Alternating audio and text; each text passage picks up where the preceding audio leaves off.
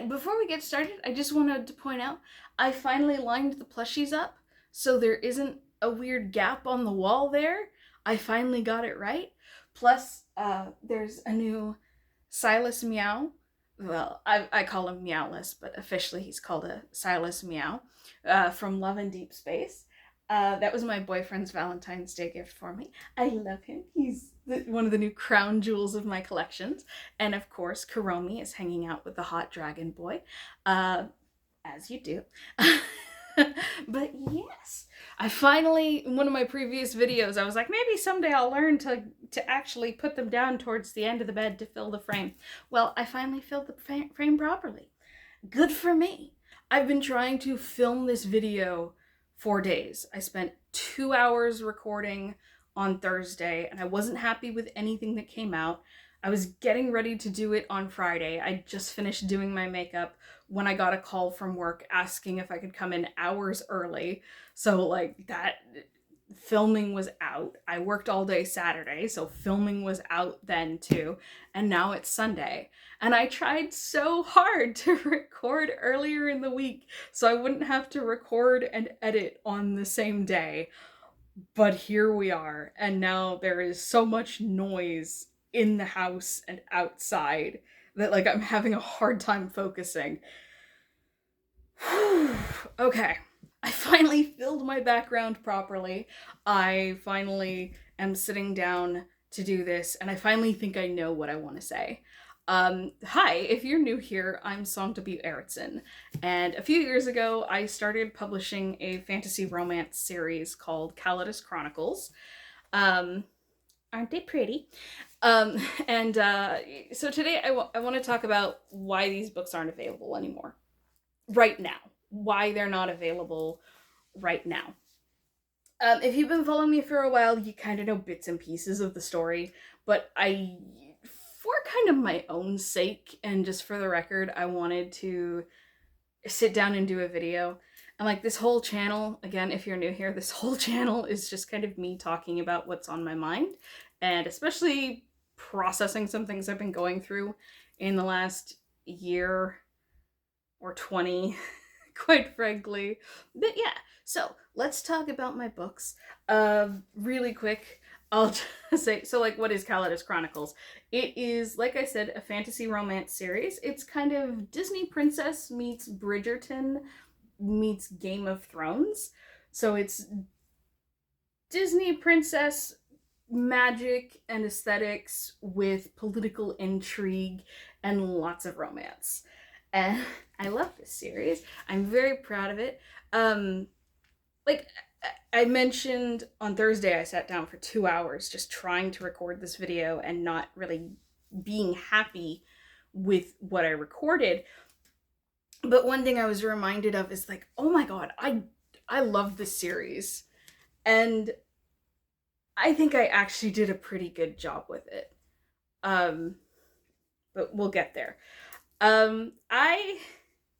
Where do I begin with this?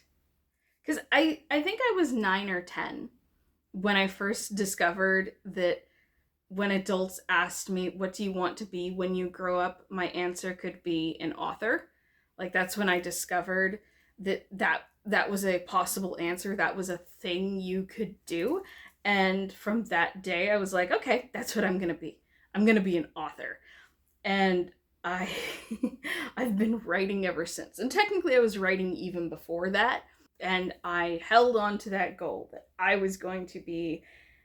still want to be a famous author, and I want to sell books and make my living selling books and be on bestsellers lists and stuff like that. A girl can dream, right?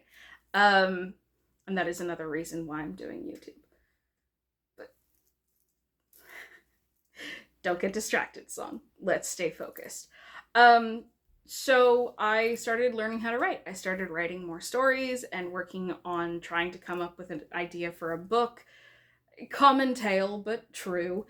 And eventually I started writing fan fiction, which was an absolute blessing, because the first time and only time I entered a fan fiction contest, I was an arrogant little 14, 15-year-old, And I was like, what do you mean I didn't win?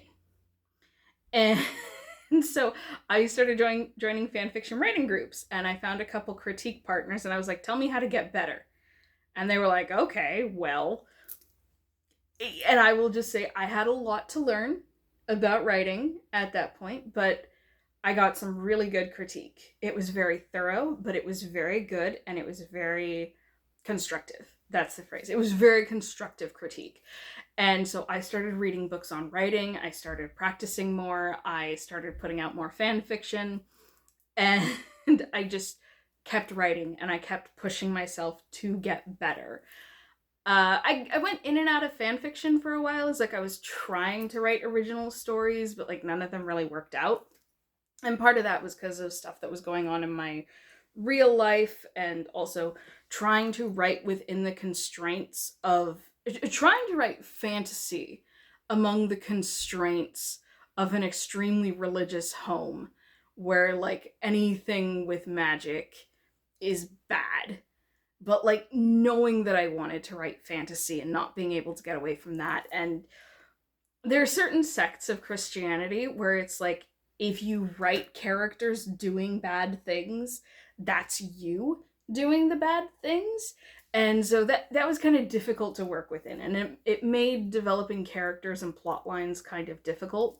That's my answer to why it took me so long to write a book, is because I was kind of trying to navigate an almost impossible labyrinth, right?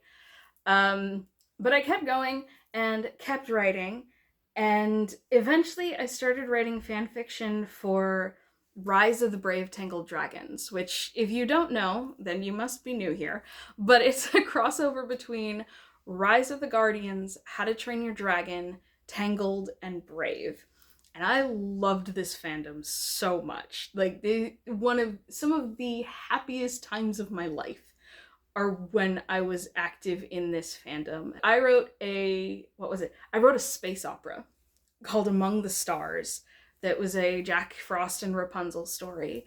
And people liked it, people read it, people told me how good it was, and I would be on Tumblr every time I posted a chapter, and people would be like, "Oh my gosh, she updated!" And I was so happy.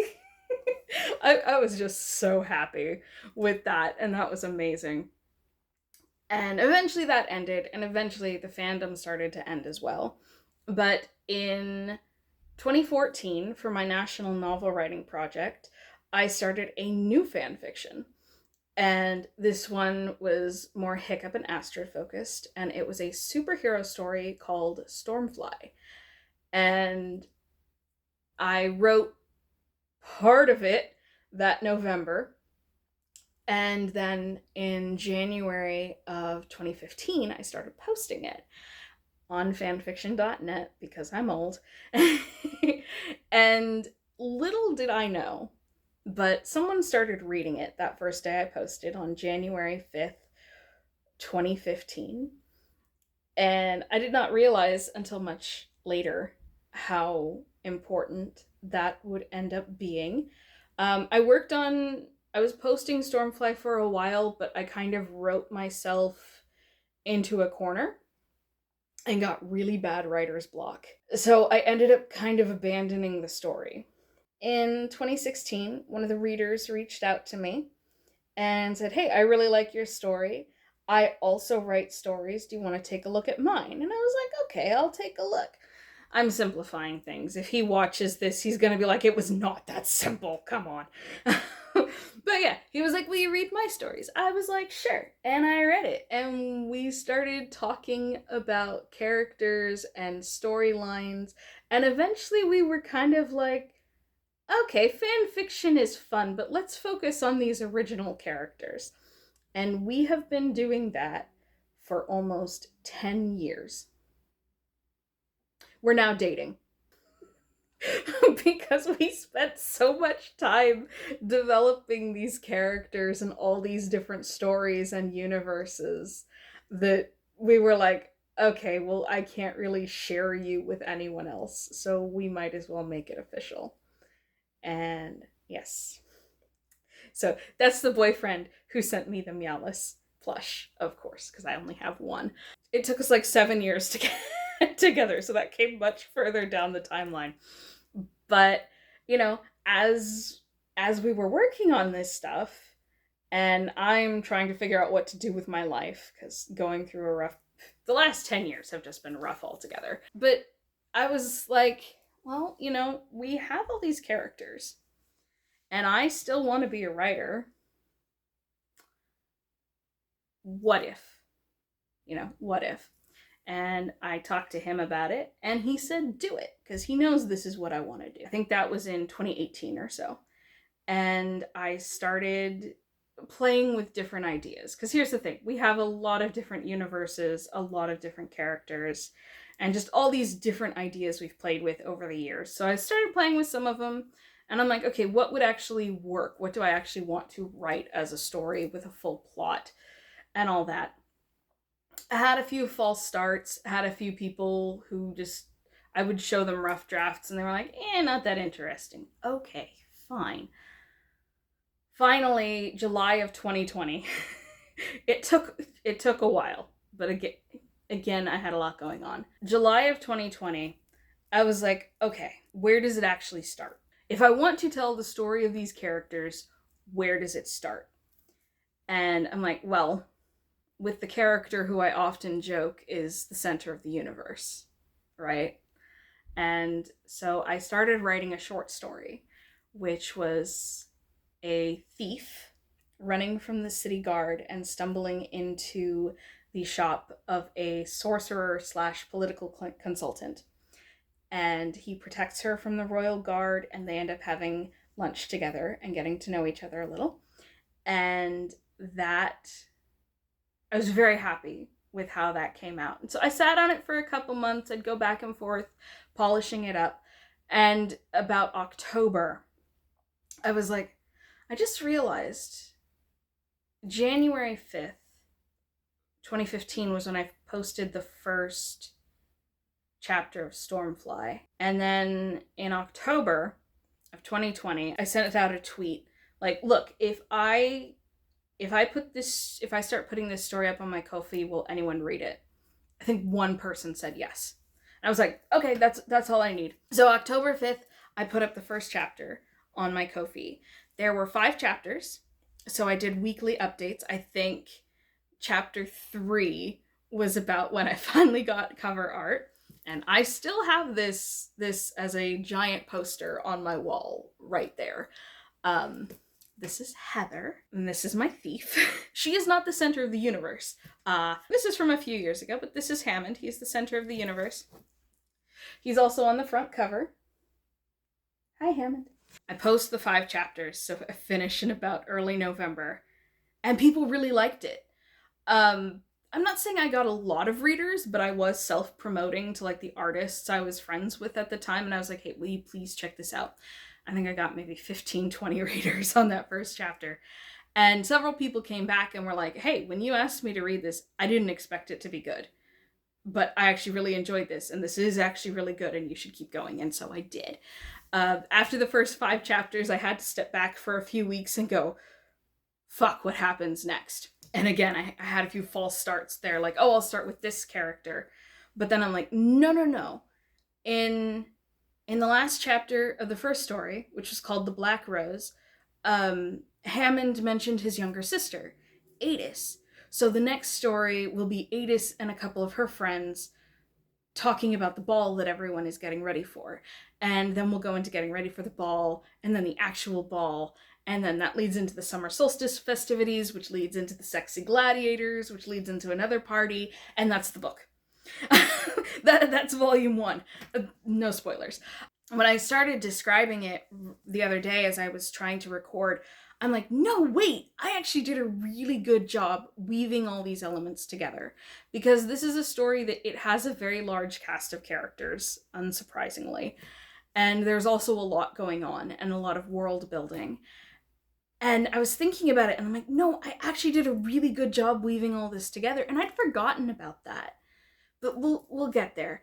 So I think it was sometime towards the end of 2021 that I finished what would become volume 1. And I'm like, well, I have a book's worth of stories, a first book. Why don't I publish it? So then I had to research how to self-publish through Amazon and like what had to be done and what I could get away with in terms of taxes, uh, and setting all that up. And then, of course, I had to edit the book, format it. I did everything myself. The cover art is mine, the formatting's mine.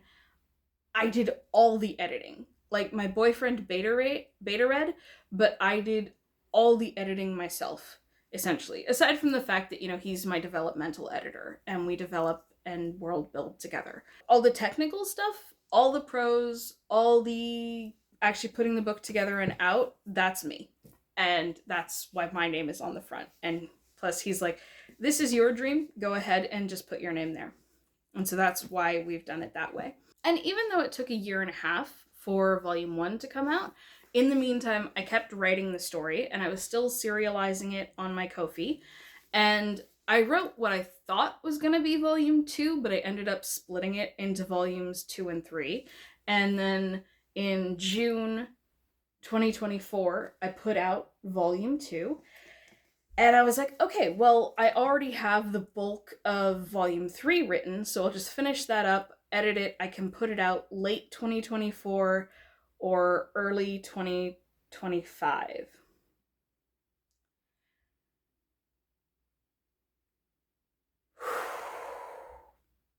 So, if you've been following me for a while, or even if you're fairly newer and you've only watched my more recent videos, you may have heard me talk about what happened in 2024.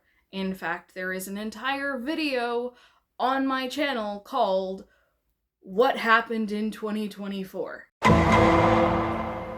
This is because my life exploded. And part of why I've had such a hard time recording this video is wondering, like, how much do I say about what happened back then?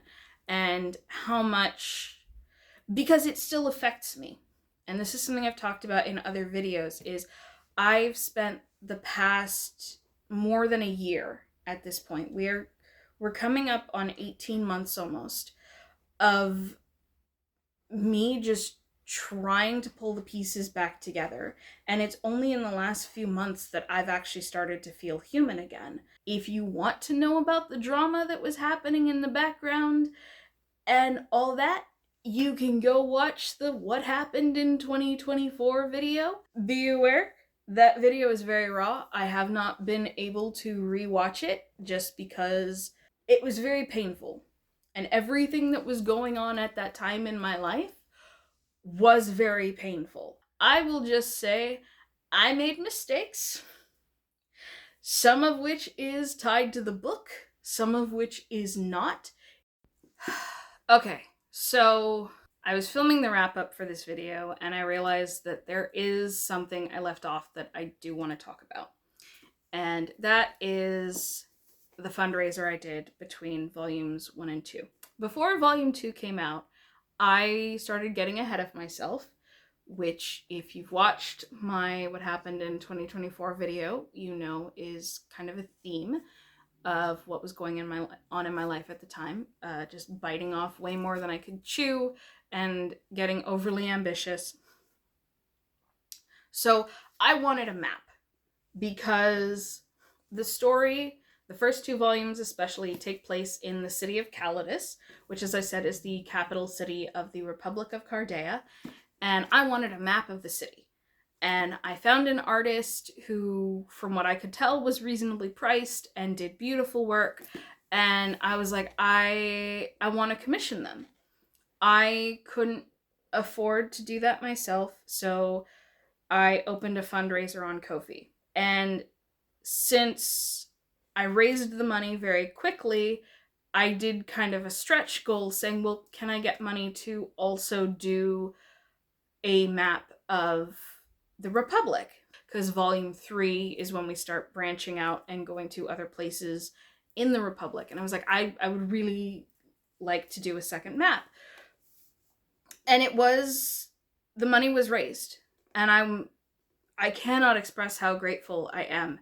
Even if the people who funded it now think I'm a terrible liar. It meant a lot to me that people did that. So I commissioned the artist, and we had agreed she was going to do the map in April of 24. And she disappeared. The artist disappeared for weeks. And finally, I was like, hey, if I don't hear back from you, I'm going to initiate a PayPal chargeback. Just because, like, you haven't responded to me, you haven't notified me of what's going on at all, and you've been ignoring my emails. Half an hour later, she emailed me back with a story about, like, some emergency that happened with her apartment, yada yada. She got the map to me the next day. And I was like, okay, the work is beautiful, and I'm really big on consistency. So, like, I still want you to do the second map. And she was like, okay, well, we'll do it in either July or August. I don't remember now. I didn't give her the money for that one, but she never got back to me. And even when I reached out with, like, hey, there's this little error on the city map, is it possible you can fix that? Never responded to my emails. More than a year later, still have not heard back from her at all. I saw someone claim online that I had a falling out with the map artist and then just kept the money. I don't know how you call that a falling out when I was ghosted by an artist who, it turns out, actually has a bit of a habit of doing that. But the thing is, that left me with an additional almost $250 from the fundraiser. And I still have the money, but I'm left going, what do I do with that? And, like, this is kind of the hardest part to talk about because it's so intertwined with what happened, but I want to address it, and I want to be honest that, like, yeah, I ran a fundraiser for a particular thing, and I wasn't able to commission the second part of it, and I'm not quite sure what to do with the money. Aside from, like, hang on to it until I'm ready to commission another map artist, try to do the map myself and keep them. I don't know. If anyone has any idea how to proceed with that, just leave a note in the comment. I don't know. It's something that has plagued me for all this time. Is just like, what do I do with that? Aside from never fundraise again, I'm strongly leaning towards never fundraising again. Unless it's something that is, like, completely within my own control. But even then, I watch a lot of drama videos about, especially bookish drama. And one of the big things is, like, oh, this creator raised X amount of money in a GoFundMe that they haven't delivered in 2 years. And, like, I don't want to be that person. Granted, thankfully, it was only like $250. I don't know. Again, if you have any thoughts on what to do about that and how to handle that in the most professional way possible, let me know. Yeah, it's something that still weighs on me. Anyway, back to the rest of the video. That was just something I wanted to address because, like I said, it's been hanging over my head for over a year at this point. And because of all that went down, I lost faith in myself. I started to question why I was trying. I started to think maybe I'm fooling myself, that I can write books that people want to read. Maybe I'm lying to myself that I can be an artist. Maybe I'm an idiot to think that I can make YouTube videos and anyone would care what I have to say. That has been the last 18 months for me. Coming up on 18 months. And that has been extremely rough. Now, it didn't all happen at once. There were several months of falling apart and then the very slow process of getting myself back together, which brings me to, I think it was in December of 24, that I unlisted the books. Now, unlisting the books was not entirely because of the drama. Things are a bit intertwined and entangled, but part of it also is that when I first started writing the story, like the fact that I didn't even know where to originally go after the Black Rose proves that I did not know what I was doing. I had a vague idea based on the characters and who they are of what the end goal was going to be. I didn't know how we were going to get there. And also, the world building was so far from complete. I don't think I'd even named Calidus until several stories in. And Calidus is the name of the city that is the capital of the Republic, where the story takes place. And I didn't even name that until partway through, and the gods came much later, and even the idea of the ruling families came later as everything started to fall into place, and my boyfriend and I were developing it more. And so as we were working on the volumes, we started to come up with more ideas of like what we actually wanted the story to be. And so like that original end goal that I talked about is still there, but it's now a small part of a much larger whole that we decided was the story we want to write. And some of that we realized contradicted some things I'd written before. And there was one character in particular where we were developing his story arc, and we were like, okay, we want to make a change that directly contradicts something that was already said. And I was like, okay, let me just take the books down. Let me rework them, and then I can re-release them, and it won't be so interconnected with what came before and all of that, and kind of give it a fresh start. I thought it was going to be a matter of months, because again, I hadn't realized just how much my life was going to fall apart, and I hadn't realized just how much of a mental effect it was going to have on me. So I'm like, I'll take it down, I'll polish it up, make a few tweaks, and relist it.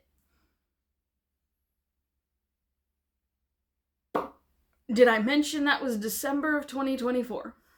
We are now in February 2026. And like I said, I only started to feel human again a few months ago. I only started to think, oh wait, I am actually a good writer and I know what I'm doing 3 days ago.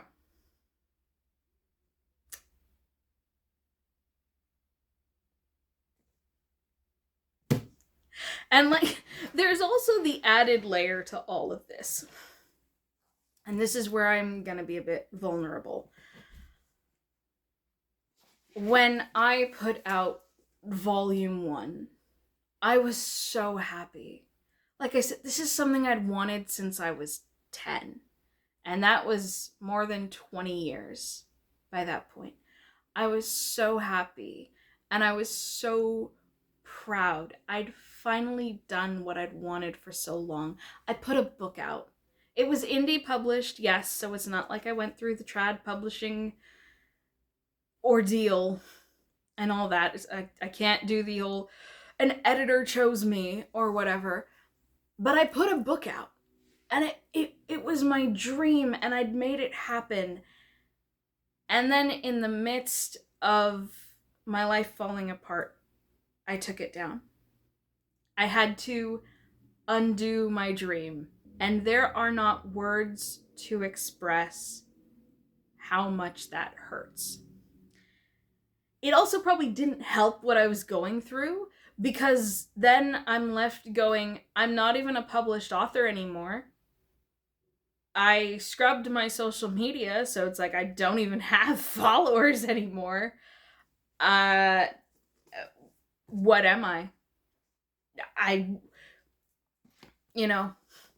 The one thing I felt I had succeeded at, I hadn't succeeded at anymore. So it's like, okay, I'm turning 34 with nothing to show for it. That was rough. And